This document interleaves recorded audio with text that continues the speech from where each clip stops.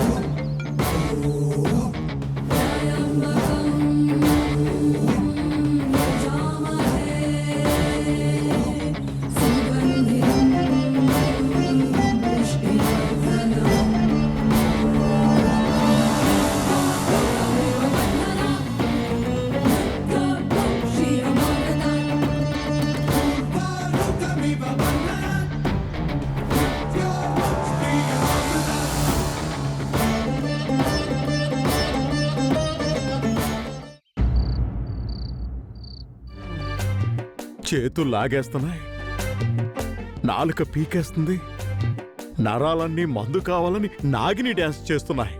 ఎలా? మనకు రోజు మందు పోయించే జితేంద్ర ఉన్నాడుగా.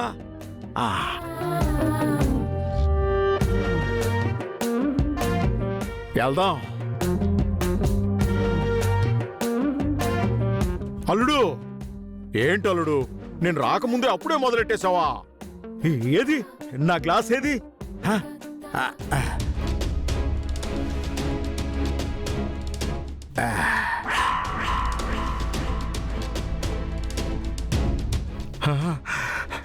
అల్లుడు, పెగ్గు కోసం వస్తే ఫుల్ బాటిల్ ఇస్తున్నావు. తేలుడు, తేలుడు. అయ్యయ్యో, బంగారం లాంటి ఫుల్ బాటిల్ ఎలా పగలగొట్టేశావు? అయ్యయ్యో, మందు మొత్తం కింద పడిపోయిందే. ఎందుకు అల్లుడు ఫుల్ బాటిల్ పగలగొట్టేసి మందు నేలపాలు చేయాలని ఎలా అనిపించింది అల్లుడు?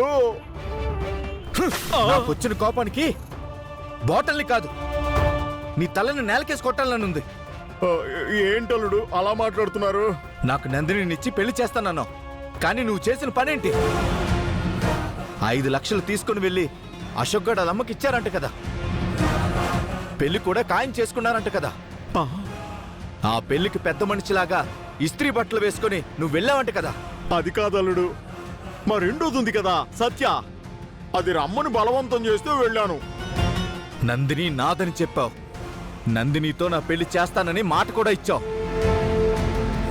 ఇప్పటి వరకు నువ్వు తాగిన మందు, తీసుకున్న డబ్బు లెక్కేస్తే ఎన్ని లక్షలు అవుతాయో తెలుసా? తెలుసు అల్లుడు, చాలా లక్షలు ఇవ్వాల్సి వస్తుంది. ఆ పెళ్లి నువ్వనుకున్నట్టు జరగదు. నందిని పెళ్లి నీతోనే జరుగుతుంది అల్లుడు, నా మాట నమ్ము. నువ్వేం చేస్తావో నాకు తెలియదు, ఆ పెళ్లి ఆగిపోవాలి. ఆగిపోతల్లుడు, ఆ పెళ్లిని ఎలా జరగనిస్తాను? మా నందిని పెళ్లి నీతోనే కదా జరిగేది. ఈ మాట నిలబెట్టుకోకపోతే మందు పోసుకోవడానికి నీకు చేతులుండవు, తాగడానికి నీ నోరు ఉండదు. టోటల్గా నువ్వు ఈ భూమి మీదే బ్రతికుండవు. నీకంత ఛాన్స్ ఇవ్వనల్లుడు. నందిని నీ భార్యని చేసే బాధ్యత నాది. అల్లుడు, నేను చెప్తున్నాను కదా, మా నందినికి అశోక్ గారితో పెళ్లి అవ్వదు. నేను చూసుకుంటాను కదా. ఇచ్చే అల్లుడు, ఇవ్వలుడు.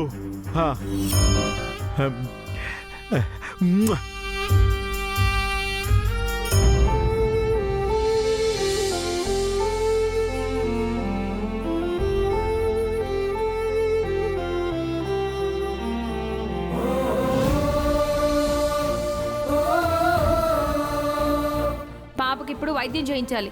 పద హాస్పిటల్కి వెళ్దాం. నా దగ్గర డబ్బులు లేవు. ఈ కృష్ణ ఒట్టి అమాయకుల్లా ఉన్నాడే. నాకింత డబ్బు సాయం చేసి కనీసం పాప కోసం 1000 రూపాయలు కూడా ఇంట్లో పెట్టుకోలేదు. వెర్రిబాగులోడు.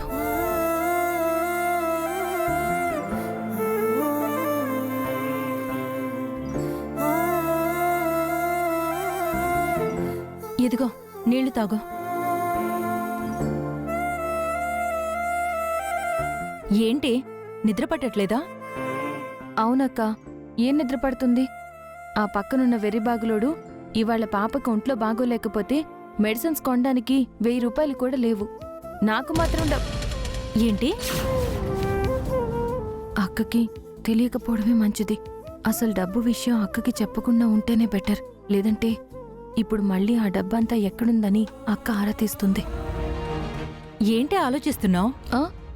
ఆ, ఏం లేదక్క, అదే కృష్ణ గురించి తన పాప గురించి ఆలోచిస్తున్నా. నీది చాలా మంచి మనసే. పైకి మాత్రం చాలా కటువుగా కనిపిస్తావు.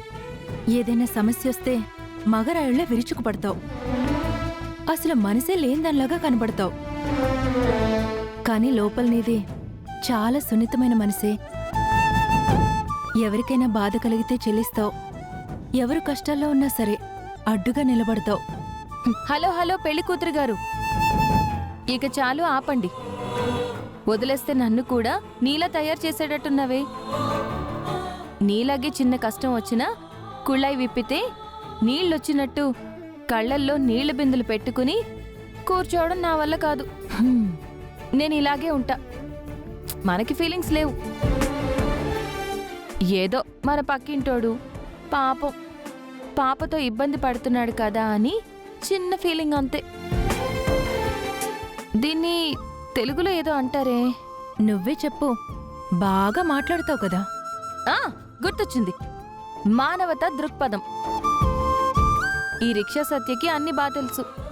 సరే, పొద్దుపోయింది, ఇక పడుకో. మళ్ళీ నానొస్తే ఇక భజన మొదలవుతుంది కదా. ఉమ్. అక్క వెళ్ళిపోయింది. పాపం ఆ కృష్ణకి 1000-2000 సాయం చేద్దాం.